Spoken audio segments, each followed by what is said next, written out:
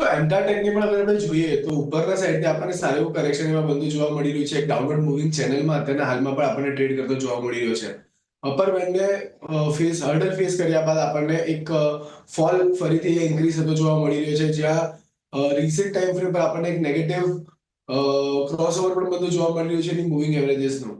તો ઘણા બધા ઇન્ડિકેશન્સ જે ઇન્ડિકેટ કરી રહ્યા છે કે અહીંયાથી હજી ઘટાડાની આશંકા છે. નીચેમાં આપણને ફરીથી આ સ્ટોક જેનો પ્રીવિયસ સ્વિંગ લો હતો, જે 1500 ની આસપાસનો હતો, ત્યાં સુધી ફરીથી આપણને મૂવ થતો જોવા મળી શકે છે. 1500 લેવલ બ્રિજ થાય તો હજી વધારે ઘટાડો પણ આ સ્ટોકમાં આવતો જોવા મળી શકે છે. તો અહીંયાથી તમારે બેસ્ટ એક્ઝિટ પોઈન્ટ અગર તમને કેસે મળે છે કે ઉછાળો મળે છે, તો ત્યાં જેના પાસે છે એને એક્ઝિટ કરી લેવાની સલાહ રહેશે. ફ્રેશ બાય કરન્ટલી આ સ્ટોકમાં કરવા જેવું નથી લાગી રહ્યું.